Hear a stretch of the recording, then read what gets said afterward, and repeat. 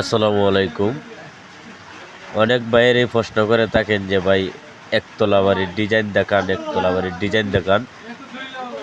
একতলা বাড়ির ডিজাইন আপনারা দেখবেন এবং একতলা ফাউন্ডেশন দিয়ে একতলা কমপ্লিট করতে আপনার বর্তমান সময়ে কত টাকা বাজেট রাখতে হবে এবং একতলা বাড়ির ডিজাইন সহ ফ্লোর প্ল্যান সহ যদি আপনারা দেখেন, যারা নতুন করে একটি একতলা বাড়ির কাজ করতে চান এবং করাইতে চান, খুবই কম খরচের ভিতরে একতলার বাড়ির ডিজাইন করা হয়েছে এবং একতলা বাড়ির মোটামুটি কমপ্লিট করা হয়েছে এবং এই পর্যন্ত কত টাকা আসছে এবং এতটুকু কাজ করতে আপনার কত টাকা লাগবে, সম্পূর্ণ ভিডিওটা দেখেন, অবশ্যই আপনাদের একটা ধারণা হবে।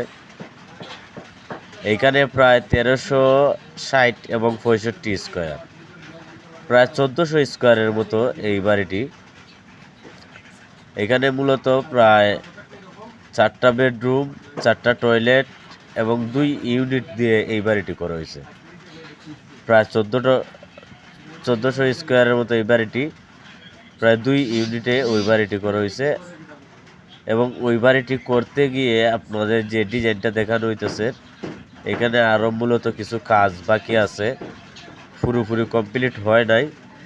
পুরোপুরি কমপ্লিট হলে পর আরেকটা ভিডিও দেওয়ার চেষ্টা করব আপনাদের মাধ্যমে।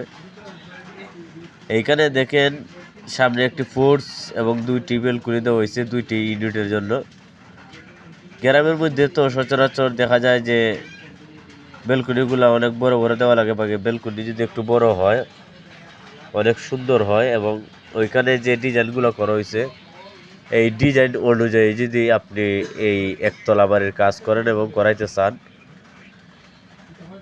কত টাকার ভিতরে আপনি ওই বাড়িটি কমপ্লিট করতে পারবেন, কাজের যে সাইজগুলো আছে এবং কাজের যে ডিজাইনগুলো আছে এগুলো আপনারা দেখলে পুরো অবশ্যই একটা ধারণা হবে যে এইভাবে সিম্পলের মধ্যে একটি বাড়ি করতে আপনার কি কি মালামালগুলো লাগবে। তো এইখানে যে মালামালের যে হিসাবটা আছে, এখানে প্রায় 6 টন রডের প্রয়োজন হয়েছে এবং প্রায় 15,000 ইটের প্রয়োজন হয়েছে এবং সচরাচর প্রায় এখানে রড, সিমেন্ট, বালি সহ এই পর্যন্ত কাজ করতে যদি আপনাদেরকে একটা আইডিয়া দিই, যেমন ওইখানে কত টাকা আসলো মিস্ত্রি মজুরি সহ এবং বাদবাকি যে কাজগুলো আছে, ফ্লোরের টাইলস, বেলকনি টাইলস এবং বেলকনির ডিজাইন আছে, কিছু কাজগুলো আছে, এগুলা করা লাগবো।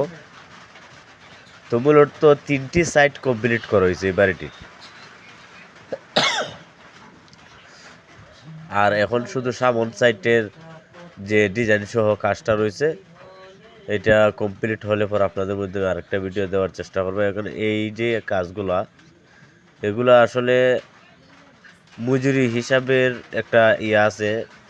অনেক বাইরে বলেন যে মজুরি কীভাবে নেন, মজুরি বাই আপনার ছাদ মাপে এবং ডিজাইন মাপে একই মাপ এবং একই মজুরি। আপনার ছাদ যতটুকু মাপ দিয়ে মজুরি দেবেন এবং ডিজাইন অনুযায়ীও সেই সেম মাপই।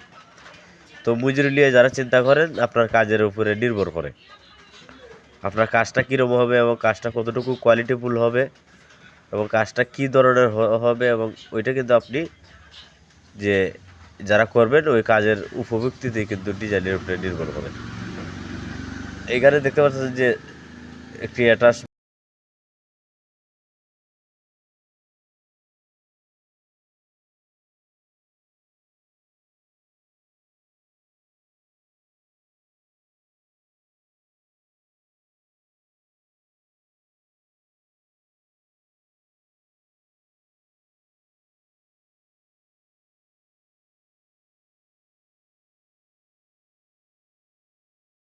এই হচ্ছে ড্রয়িং প্ল্যান। এখানে 4টা বেডরুমের চার্জ 11x12 এবং ওইখান থেকে 2টি বেডরুমের সাথে 2টি বেলকুনি এবং সিঁড়ি রুম 4 সহ 2টি ডাইনিং এবং 4টি টয়লেট সহ লম্বায় আছে আপনার প্রায় 38 ফিট 6 ইঞ্চি এবং প্রস্থয় আছে আপনার 35 ফিট 6 ইঞ্চি, প্রায় 1366 স্কোয়ার এই বিল্ডিংটি।